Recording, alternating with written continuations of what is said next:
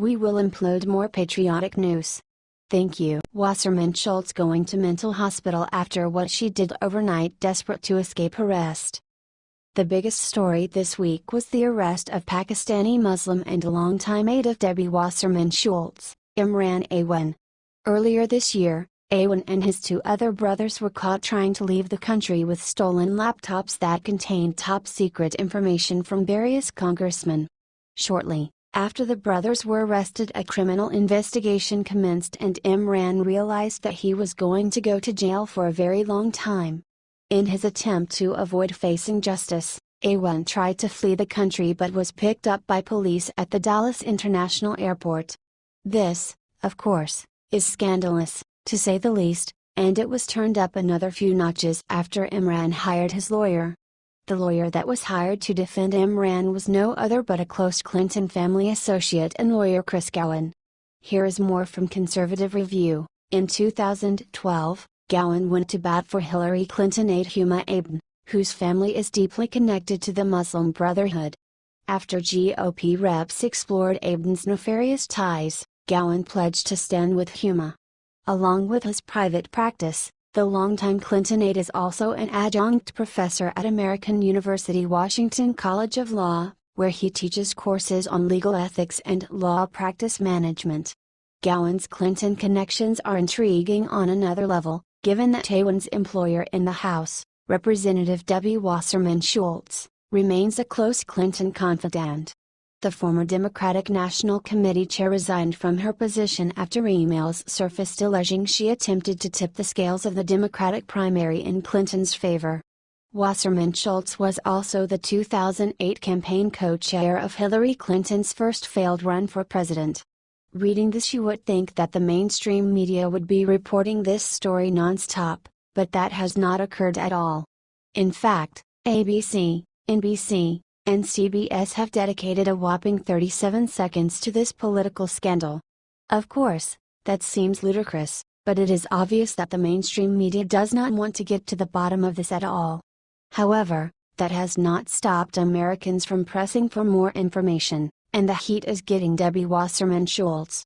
Now, there are reports that Debbie is not faring well, and has been an absolute wreck since Imran's arrest. Also, there are calls for Debbie to testify before Congress growing louder, and it seems that she is about to cave. Here is more from Conservative Fighters. Debbie Wasserman Schultz employed Pakistani IT staffers and brothers who were paid over $4 million over the course of their employment, even though they were accused of a cybersecurity breach. Imran Awan was arrested as he attempted to flee the U.S. after wiring approximately $300,000 to Pakistan. Fox News is the only cable network covering this huge scandal. When Imran Awan was arrested, he was carrying $12,000 in cash on him. His wife was carrying $12,000 of cash when she fled the country too. Imran and his Muslim brothers, Abed and Jamal, accessed unauthorized computers while acting as IT specialists. The three brothers were making $161,000, $165,000, and $160,000, and one of the brothers has a criminal background. Word has it that Debbie Wasserman Schultz is an absolute wreck since Imran Awan was arrested. Calls for her to testify to Congress are increasingly growing as well. Wasserman Schultz knows she's in hot water over this IT scandal. The Gateway pundit previously reported the FBI seized smashed hard drives belonging to Imran Awan. We also reported that Debbie Wasserman Schultz threatened the chief of the U.S. Capitol Police with consequences for holding equipment that she says belonged to her in order to build a criminal case against a Pakistani IT staffer suspected of massive cybersecurity breaches. It is rather clear in watching the video that Debbie Wasserman Schultz has something to hide. Since, why would she threaten the police if there was nothing in the equipment that could point back to her or the Clintons? John Cardillo reports, Florida politicos who have known Wasserman Schultz for years are telling me she's a nervous wreck, barely able to function since Imran Awan's arrest. Then someone witnessed Wasserman Schultz in the midst of an epic meltdown in public. Is it possible that Wasserman Schultz is realizing that the DNC is crumbling all around her now? This is why alternative news is exploding over the traditional sources of media. The mainstream media is refusing to cover this story but will report the fake Russian collusion story, and President Trump's ban on transgenders in the military.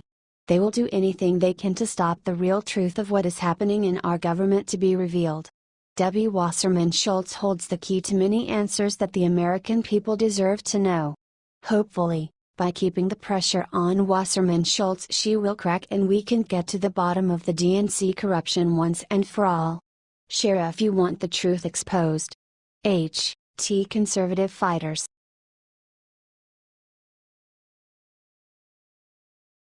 McCain just angered entire nation with disturbing four-word statement after Senator John McCain and two other Republicans voted no to perform a skinny repeal of Obamacare. McCain's reasoning sounded like he wanted it repealed or replaced, but he wants it done the right way and not to be rushed. McCain has been known to call Obamacare a disaster, and he's also got beef with President Trump. Trump and him aren't on the same page, so there's thoughts that McCain only voted no on this to go specifically against Trump. Here's McCain talking about Obamacare, completely trashing it, and it makes you want to like the guy. But then McCain voted against the repeal and is reported to have a small celebratory moment with Democrats. People have listed McCain as a rhino, a Republican in name only. McCain also gets called a traitor. Despite his recent diagnosis with brain cancer, he's been a bit shoddy in terms of his work for Republicans. Many wonder if he's actually a Democrat. Here's what McCain had to say about Obamacare after he voted to not repeal it. From the beginning, I have believed that Obamacare should be repealed and replaced with a solution that increases competition, lowers costs, and improves care for the American people. The so-called skinny repeal amendment the Senate voted on today would not accomplish those goals. While the amendment would have repealed some of Obamacare's most burdensome regulations, it offered no replacement to actually reform our health care system and deliver affordable, quality health care to our citizens. The Speaker's statement that the House would be willing to go to conference does not ease my concern that this shell of a bill could be taken up and passed at any time.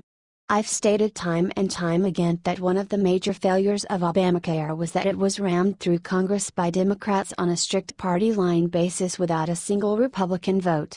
We should not make the mistakes of the past that has led to Obamacare's collapse, including in my home state of Arizona, where premiums are skyrocketing and healthcare providers are fleeing the marketplace. We must now return to the correct way of legislating and send the bill back to committee, hold hearings, receive input from both sides of aisle, heed the recommendations of nation's governors, and produce a bill that finally delivers affordable health care for the American people. We must do the hard work our citizens expect of us and deserve. If we said that someone likable said this, then would people accept it? If you read his statement without associating it to John McCain, then it actually makes sense. This could be the one time that McCain actually made sense. If we forget that it was him saying it, then it's a fine statement. If President Trump said this, then everyone would agree with it. People are trashing McCain's statement because it comes from him and lots of people dislike him. The one point he makes, that I agree with, is to not rush into the repeal without a valid replacement. Don't disrupt the system, as bad as it is, unless the replacement is 100% better. Obamacare must go. It's a horrible option and people literally can't afford it. But we need to make sure whatever we do after Obamacare is perfect. We can't make the same mistake that everyone calls Obamacare. Americans need a solid healthcare plan that is affordable and provides great coverage. Insurance companies need to get their cut as well. Let's not count them out. There has to be a way to keep everyone happy, money in everyone's pocket, and move away from the abomination called Obamacare. Republican Americans are beyond angry at John McCain, Lisa Murkowski, and Susan Collins for voting no and joining the Democrats. They have every right to be angry, but do people actually understand why they're angry? Or are they just mad because it was McCain? People aren't trashing Murkowski or Collins nearly as much as McCain. Senator McCain just has a target on his head because he's acted like a bozo for a while, even before his sad diagnosis. If people can put their hatred for McCain away for a few moments and realize this is the correct way to eradicate Obamacare, then they'll see it actually makes sense. Let's get rid of Obamacare, but let's sit down and figure it out the right way. That way, when Obamacare is gone, then it's replaced with something that actually works. Obamacare needs to be repealed and replaced with something a lot better. Americans deserve an intelligent solution to healthcare. Every member of government should be using the same healthcare as everyone else in the country. If we force government, especially Congress, to use the same plans that we're using, then they'll have healthcare figured out in like 5 minutes. In fact, they probably already have a fallout plan that's titled "If they ever make us use the same insurance as them, then here's what we do," filed away in some dark tunnel under a rock in Washington. Everyone chill out and let's get rid of Obamacare the right way. Let's make the repeal and replacement so perfect that even Democrats vote yes on it. If you want to see leftists melt down, then make the Obamacare repeal and replacement so good that the Democrats switch teams and vote for it.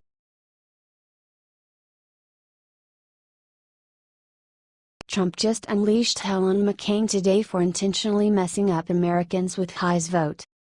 During his final days, the so-called maverick that is Senator John McCain from Arizona has managed to spit on the faces of all those of us who have voted, supported and even volunteered for him during the crucial 2008 presidential election.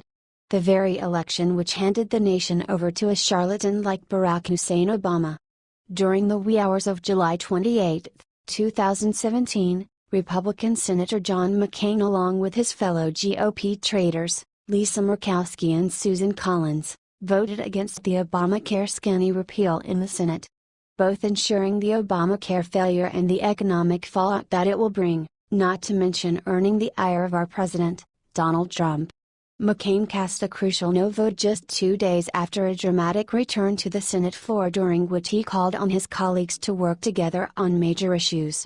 This despicable vote cements McCain's legacy as the Senate's maverick and traitor to the American people. A role which he has worn as a badge of honor since the George W. Bush presidency. Sky News reports, John McCain's Obamacare vote praised by Chuck Schumer. The 80-year-old maverick is described as someone who strongly speaks truth to power after defying his party and Donald Trump. U.S. Senate Democratic leader Chuck Schumer has praised Republican Senator John McCain for voting against repealing Obamacare. Mr. Schumer said, "I have not seen a senator who speaks truth to power as strongly, as well and as frequently as John McCain. The very same courage he showed as a naval aviator in Vietnam, he showed last night. He's just a wonderful man. I treasure his friendship and just the fact of knowing him." Mr. Schumer also paid tribute to the 2 female Republican senators who also defied their party, Lisa Murkowski of Alaska and Susan Collins of Maine. And he is reported to have been near to tears, as he echoed the sentiments of Republican Majority Leader, Mitch McConnell, that the Senate now must move on. Urging members to turn the page in another way, Mr. Schumer said of Senator McCain, "All of us were so inspired by his speech and the life of the senator from Arizona. And he asked us to go back to regular order, to bring back the Senate that some of us who've been here a while remember." Senator McCain, who has been having hospital treatment for brain cancer, had been expected to save the bill for President Trump and his own party's leadership. But he and 2 other Republican senators voted against the key amendment, which was narrowly defeated by 51 votes to 49. Speaking about his decision to defy his party's leadership, the maverick senator urged Republicans and Democrats to work together for a fresh start on healthcare reform. "Our inability to address the pressing healthcare needs of the American people with meaningful and lasting reform is inexcusable," he said. The vote last night presents the Senate with an opportunity to start fresh. "It is now time to return to regular order with input from all of our members, Republicans and Democrats, and bring a bill to the floor of the Senate for amendment and debate." McCain, 80, joined Republican colleagues Lisa Murkowski of Alaska and Susan Collins of Maine in voting against the so-called skinny repeal, officially titled the Health Care Freedom Act. All 48 Senate Democrats also rejected it. The measure would have overturned the mandate that most individuals get health insurance and suspended a requirement that large companies cover their employees. It would also have delayed a tax on medical devices. Mr. Trump, who had made replacing Obamacare central to his successful campaign for the White House, responded on Twitter, saying those who voted against the repeal move had let the American people down.